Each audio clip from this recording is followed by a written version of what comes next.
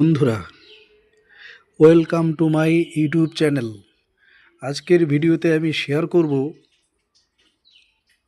যে নতুন SOP means standard operating procedure for teacher transfer, অর্থাৎ টিচার ট্রান্সফারের ক্ষেত্রে যে নতুন স্ট্যান্ডার্ড অপারেটিং প্রসিডিওর প্রকাশ করা হয়েছে সেখানে কি বলা হয়েছে তা নিয়ে বিস্তারিত তথ্য তুলে ধরছি। যারা নতুন তারা আমার চ্যানেলটি সাবস্ক্রাইব করে পাশে থাকা বেল আইকন অন করে রাখবে, তাহলে তোমাদের কাছে এরকম নতুন নতুন তথ্য দ্রুত পৌঁছে যাবে। কথা না বাড়িয়ে শুরু করছি আজকের ভিডিওটি। দেখো, প্রথমে বলা ছিল অবজেক্টিভটা আমরা জানি, প্রতিটি বিদ্যালয়ে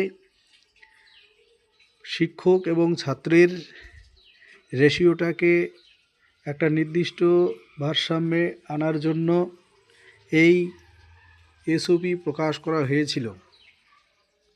এখন প্রশ্ন হচ্ছে, এই এসওপিটা প্রযোজ্য হবে সরকারি বিদ্যালয়ে এবং সরকারি সাহায্যপ্রাপ্ত বিদ্যালয়গুলিতে।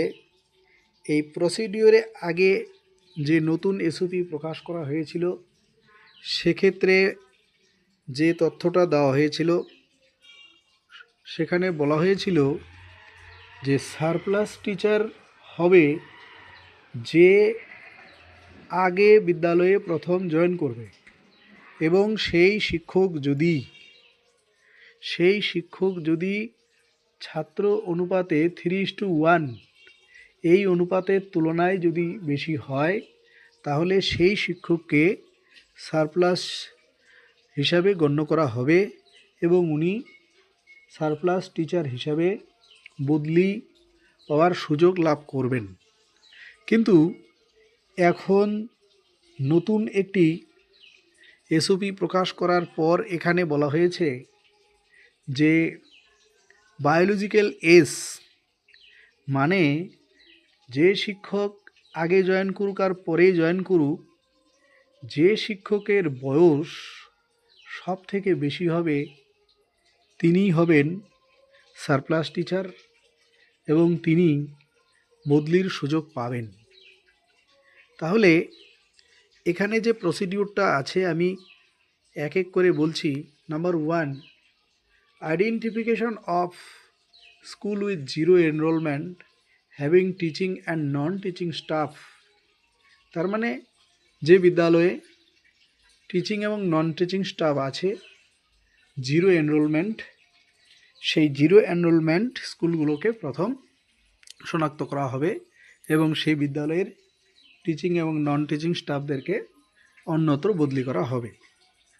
দ্বিতীয়ত বলা আছে identification of teaching and non teaching staff in those zero enrolment school. তার মানে জিরো এনরোলমেন্ট স্কুলগুলোকে আগে কী করবে, আইডেন্টিফিকেশন করা হবে।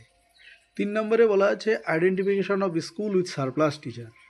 তারপর বলা আছে যে কোন কোন বিদ্যালয়ে ছাত্রের তুলনায় শিক্ষকের অনুপাতিক বেশি সংখ্যা আছে 30:1, ওই হিসাবে সেই সমস্ত শিক্ষকদেরকে সারপ্লাস হিসাবে আইডেন্টিফিকেশন করা হবে। 5 নম্বরে বলা আছে identification of school with higher PTR.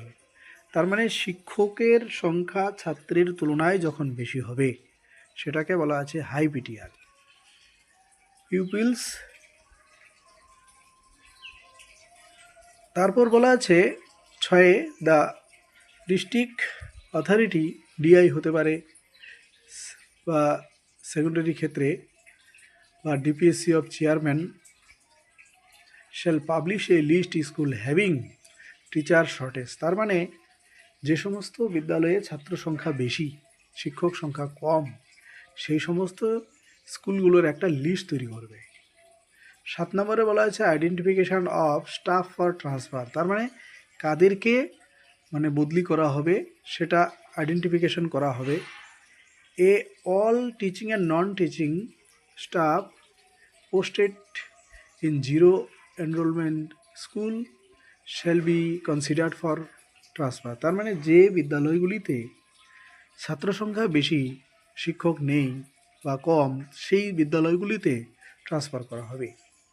Teacher who are already placed in deployed may be transfer to a place school if required per PTR. অর্থাৎ ছাত্রের সংখ্যার অনুপাতে যদি কোনো বিদ্যালয়ে শিক্ষকের সংখ্যা কম হয়, সেই সকল বিদ্যালয়ে সেই সমস্ত সারপ্লাস টিচারদেরকে বা জিরো এনরোলমেন্ট স্কুলের শিক্ষকদেরকে বদলি করা হবে। Surplus teacher from other school shall also be identified. তার মানে সারপ্লাস টিচারদেরকে অন্য স্কুলের থেকে নির্দিষ্ট করে শনাক্ত করা হবে। তারপর মেন যেটা ভাইটাল কথা, for determination of the surplus teacher of school. একজন সারপ্লাস টিচারকে কিভাবে নির্ণয় করতে হবে? Teacher younger in biological age shall be considered first. এখানে এসওএসে পরিষ্কার করে বলে আছে যে শিক্ষকের বয়স সব থেকে বেশি হবে ওনাকেই সারপ্লাস হিসাবে গণ্য করা হবে। হাওয়েভার, যদিও any willing senior teacher May for being considered as surplus teacher, তার মানে আগে জয়েন করা যদি থাকে